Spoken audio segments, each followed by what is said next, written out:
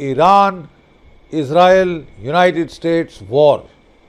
People were desperately hoping for a cessation of hostilities, for an off-ramp, for an end to the fighting.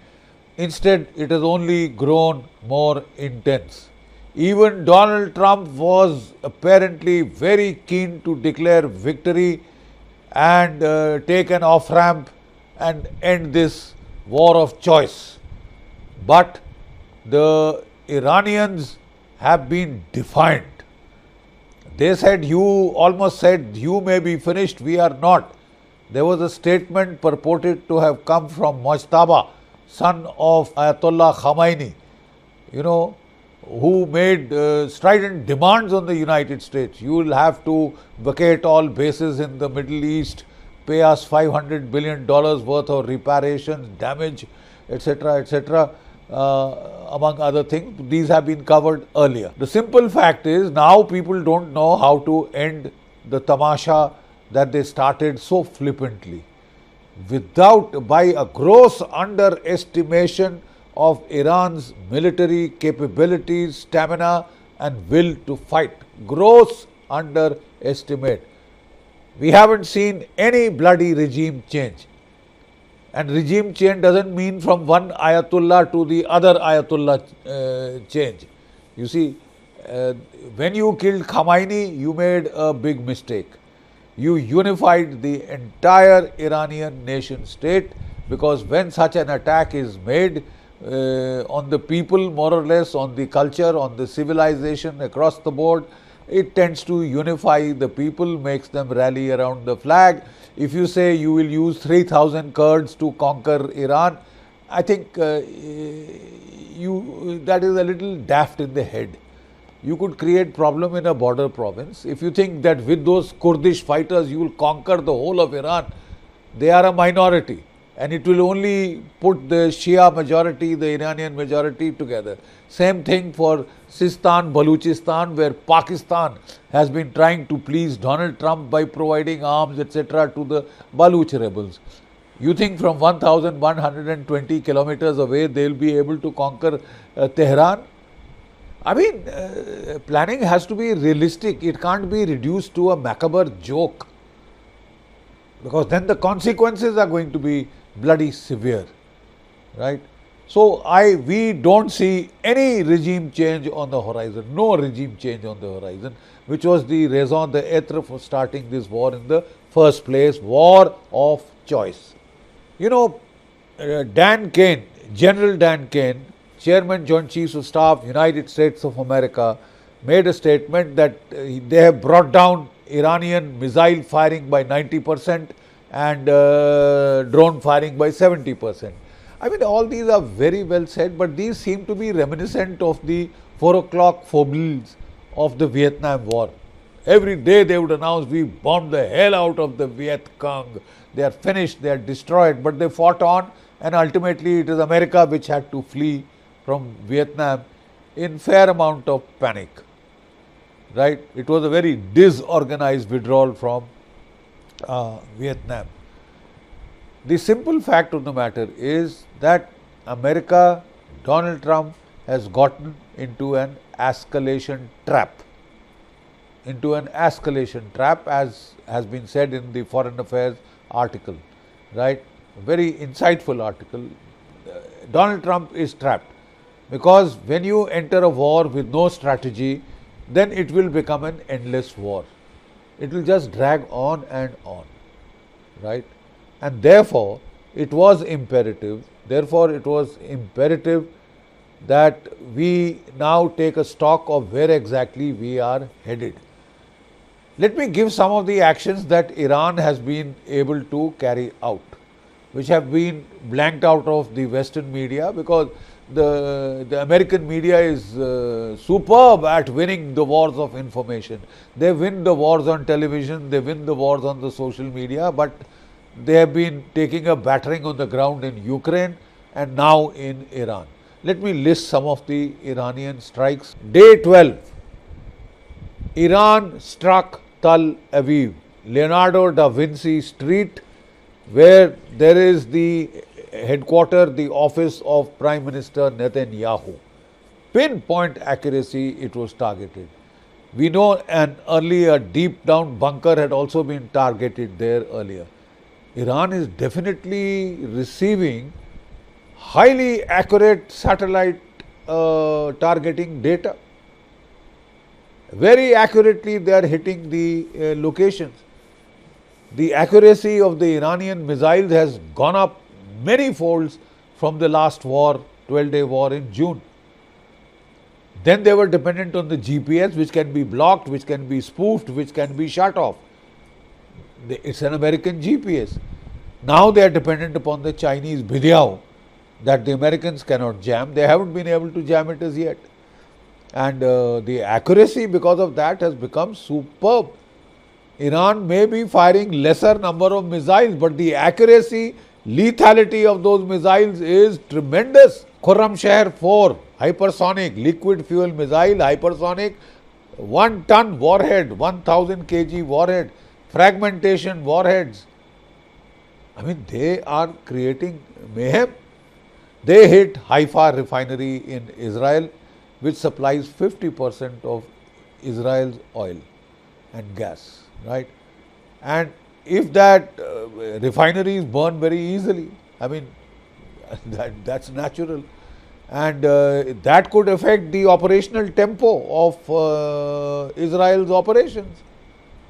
Especially aviation turbine fuel losses can be very, very degrading in such a intense battle.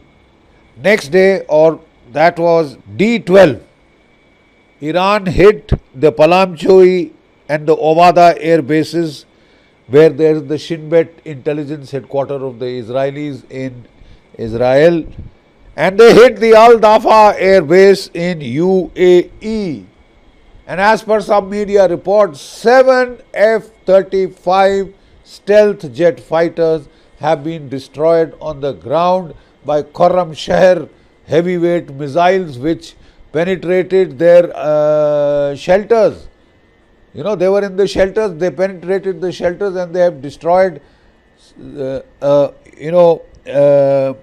7 into F-35 stealth fighters. 7 F-35 stealth fighters, which is a tremendous loss if it is true. A tremendous loss. The cost of one F-35 fighters is close to about $100 million. And actually speaking, with all the paraphernalia that it has, the cost is much more. You see, 7 of them have been lost. So far, the Americans and the Israelis, they have suffered about 3 F-15 jet fighters, 3 F-16 jet fighters, about 7 oil tankers, 7 F-35 stealth jet fighters, apart from a number of drones, etc., recce drones, predator drones, etc. That's a different thing. They've lost a $1.1 billion over the horizon radar, which was the eyes and ears of the Israelis and Americans. 10 to 15 minutes early warning it used to give of missile launches around 5,000 kilometers. That's gone. They have knocked out the fire control radars of the THAAD batteries. And it is being said that out of 7 THAAD batteries, 3 have been destroyed. They have been forced to call the THAAD batteries from South Korea. So, to say that, just because you blanket out of the media, it doesn't mean that Israel and America are not taking punishment. It's a war of attrition. Yes, they are inflicting much greater punishment on Iran. But Iran is fighting an asymmetric war. It knew that would be the case. D15, Iran hit the Jebel Air Base in Saudi Arabia and destroyed 5 KC-135 tankers on the ground, as per media reports and credible media reports, which have been even being reported in the mainstream media in the United States. 5. So, if you add the one that was destroyed a day earlier in the air and one that had been damaged badly, 7 KC-135 tankers are out of action, and that can make a significant dent in the Israeli-American campaign, which is all dependent upon refueling, all dependent upon air-to-air refuelers. What are Israel and America doing in retaliation? Donald Trump had announced that the heaviest airstrike of the war you will now witness in the coming week, that is this week.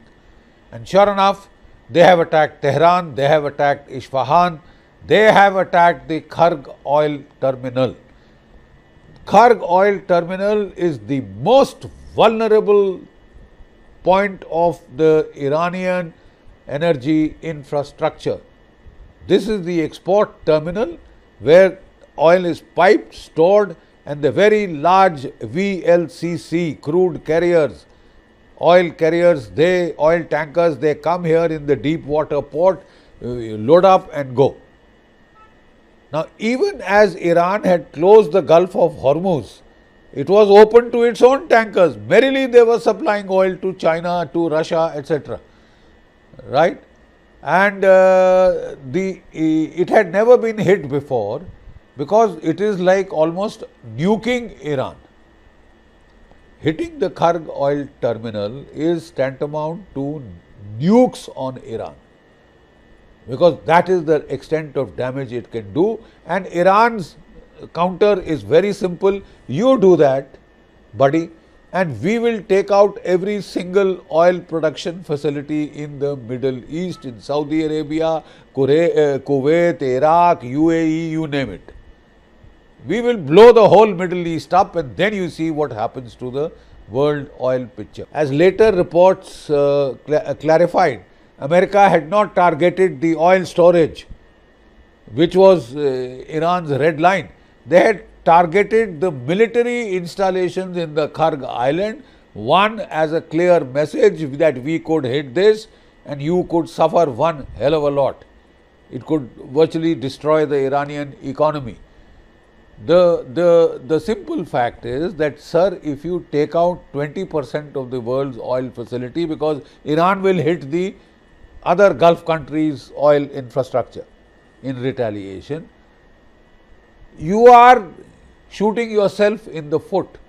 You are creating a catastrophe for the global economy. Price of oil could, Iran said, cross $200 a barrel, at least $130 to $150 a barrel. It is already creeping there with the closure of the Gulf of Hormuz.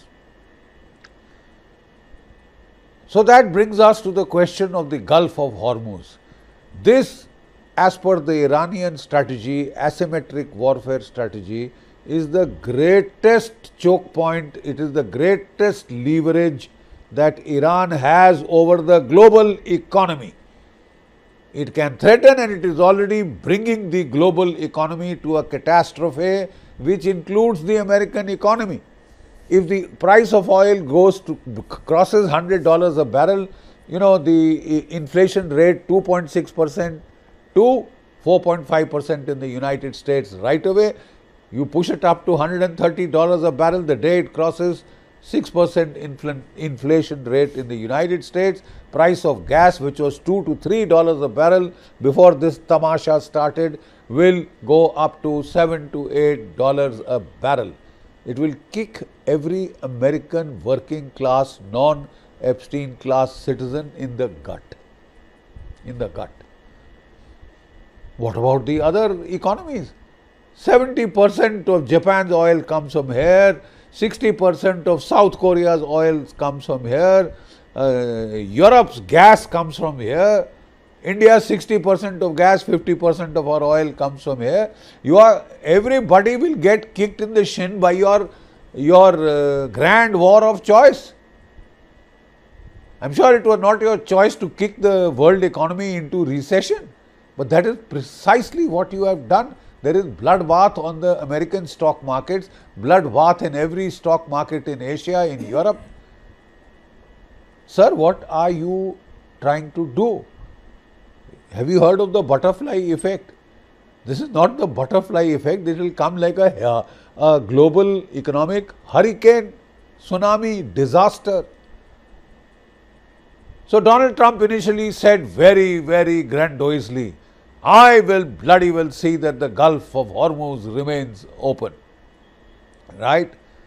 And the very next day, his Treasury Secretary said, America can't open the Gulf of Hormuz, the whole world will have to pool in resources, provide a task force to open the Gulf of Hormuz.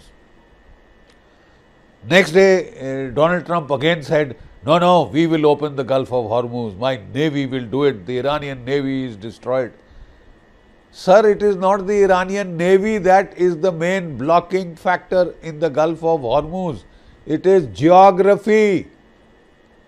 Please understand that the entire eastern shore of the Gulf of Hormuz is the Iranian coastline, and they have scores, hundreds of anti-ship missile batteries, guns, etc., drones, launching facilities all along the Gulf of Hormuz from the beginning to the end. That is the problem. You know, they had sent in grandiosely the aircraft carrier Abraham Lincoln, that carrier battle group, into the Gulf of Hormuz. And Iran started practice firing of his anti-ship missiles. And the moment they saw that, they realized the threat to the aircraft carrier. They realized the threat to the aircraft carrier. You see, they took it out into the Gulf of Oman, out of the Gulf of Hormuz, because they said it is a very narrow water passage where the aircraft carrier, big ships can't maneuver, right? So they took it out to the Gulf of Oman, and then Iran fired 4 cruise missiles onto it, anti-ship missiles. The next day it fired 4 drones onto it, and they claimed to have put it on fire. Americans said no, nothing has happened. They showed photographic evidence. But they were forced to take the aircraft carrier Abraham Lincoln 1,200 miles into the Arabian Sea, out of range, they thought, of the shorter range anti-ship missiles of Iran, Hormuz 1, Hormuz 2, Saf-e-Shikan, etc. Now we are told that yesterday the Iranian Revolutionary Guard Corps has claimed to hit this carrier again and put it on fire. And the carrier, the Iranians claim, is now heading back to the United States for repair. You know, they seem to have had it. So, sir, when you say you will open the Gulf of Hormuz, it involves, escorting the carrier, the oil tankers in convoys. Now, all these convoys can be hit not only by mines, by their fast attack boat swarms, by their sea drones, by their submarines, by their mines. They can mine, they have already started mining the Gulf of Hormuz. It can also be hit. It can also be hit by the missile batteries all along the shore, by drones. And that is from where the main attacks will come. So how do you take care of the northern or the eastern shore of the Gulf of Hormuz? Will you launch amphibious assaults? Will you capture ground? How much ground? And say, we'll leave the Kharg island, you let the traffic go. But sir, capturing the Gulf island, do you think it is some kind of a cakewalk or a joke? America has ordered the 31 Marine Expeditionary Unit, which is based on the Tripoli assault carrier, which has got F-35 aircraft, which has got Osprey tilt-rotor helicopters and the M-60 helicopters, and 2,500 American Marines. So, with 2,500 American Marines, you are planning to, sir, you are planning to capture the Kharg island, take care of all the missile batteries on the shore from the northern end to the southern end of the Gulf of Hormuz. I mean, we also, military professionals, understand what is required. I think you are putting 2,500 Marines in harm's way because you think the Iranians are not prepared to defend the Kharg island. I mean, I fail to understand the military logic. We've also spent 37 years in uniform. I have served 5 combat tenures. I have done 2 military operational MO directorate operational tenures. So, Kharg island taking the coast of Iran, is it such a cakewalk? Let me tell you that the Pentagon had leaked to the Washington Post a top secret briefing that they had given to Donald Trump. They said, we have achieved our tactical objectives, strategic objective, regime change, not possible without boots on the ground. How many boots on the ground? 2,200,000. How much time? 18 months. 18 months of fighting. Right? How many casualties likely? 15,000. They said, we may not be in a position to open the Gulf of Hormuz. Donald Trump doesn't listen to professional military advice, and he is planning to do just that. And if you were planning to attack the Kharg Island, sir, would you advertise it on CNN and Fox? You are signing the death warrant of those Marines.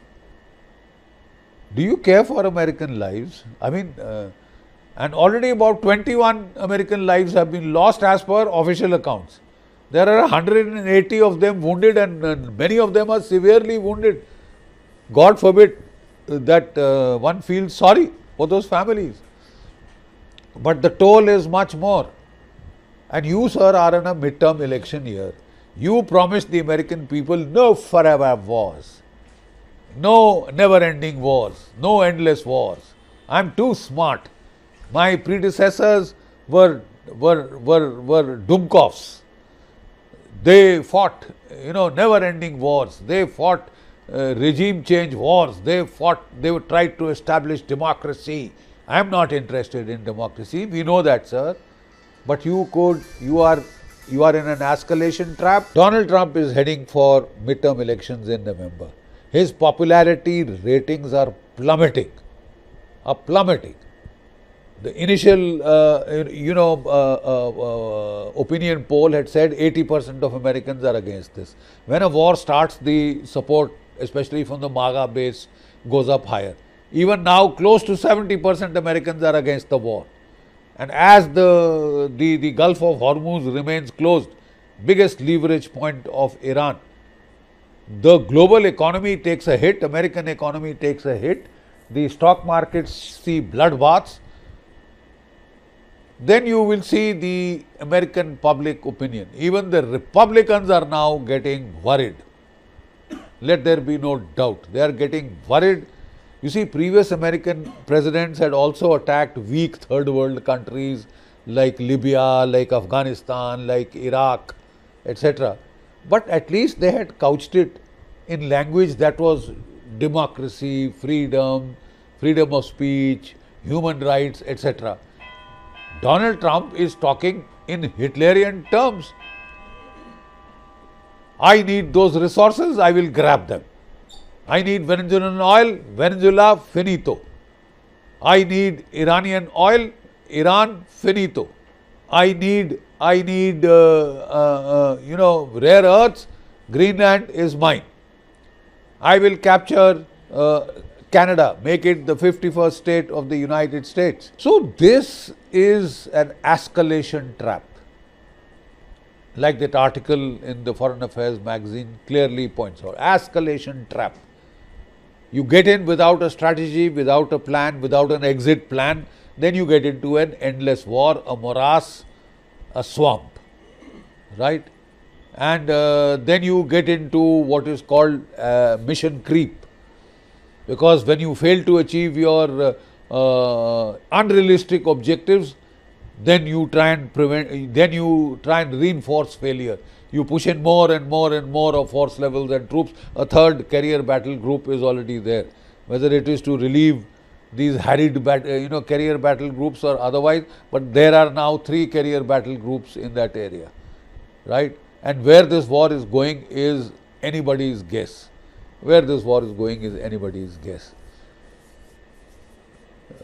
Dan Kane was saying that the Iranians are firing fewer missiles. Unfortunately, those fewer missiles are far more accurate, far more lethal. Iran is not going in for barrages like the Americans and the Israelis are doing, mass bombings. They are going for pinpoint attacks, and every attack is counting, is causing you to cry uncle. It is said that the UAE ambassador asked the United States, we cannot protect your Al Udeid base, please leave in 48 hours. Because the Gulf opinion they had called the Americans to protect them. Instead of protection, they find that it is becoming an invitation to disaster. Dubai is getting hit, these safe havens of commerce, tourism, etc., good life are getting hit badly. The oil infrastructure, gas infrastructure is getting hit. Qatar gas facility will be offline for months. We are suffering, the world is suffering. Therefore, our national interests lie in trying to see that this stupid war of choice ends the earliest possible. Those who want to cheerlead Donald Trump can do so. They have also realized that it is a losing battle that he is fighting. The longer he carries on, reinforces failure, the more lethal, the more costly it will be. The cost of war so far by day 15 was $12 billion, right? And Iran had fired about a total of 650 missiles and 2,500 drones. 650 missiles and 2,500 drones Iran has fired so far. It has got thousands of drones. And now the Shahid drones were so effective that the Russians purchased them, the Americans copied them, right? The Americans copied them. Now the Russians retrofitted these Shahid drones, made them into the, their variant of the Shahid, Geran 1, Geran 2, which they put onto the GLONASS, not the GPS, GLONASS. And they added lots of counter electronic warfare equipment, right? And they have given them back to Iran. And those are lethal, those are bloody accurate, they are unstoppable. They are getting through in Ukraine, they are getting through here. And targeting data, sir, is being given by Russia, is being given by China. The Chinese survey ship is just off the coast of Iran, providing them minute to minute, second to second intelligence and a very clear, battle picture of the battlefield. A most, what is called battlefield transparency is of the highest level as far as Iran is concerned. And that is costing the Israelis, it is costing the Americans. When you start a war with no strategy, then you are asking for a war without end. Donald Trump is now asking the whole world to join in, send armadas to open the Gulf of Hormuz.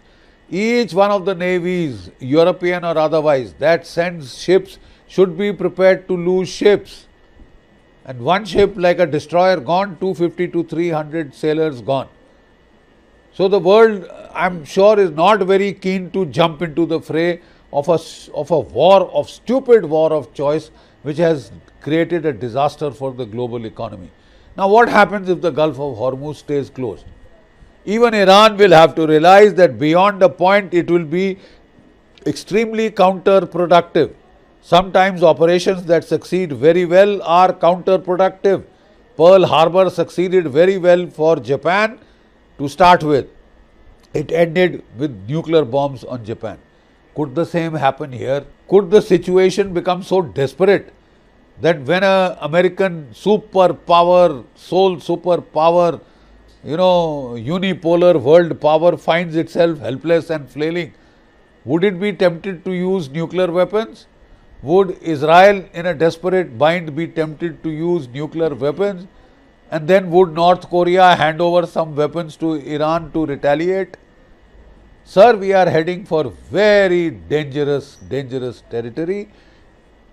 Prudence lies in calling off this stupid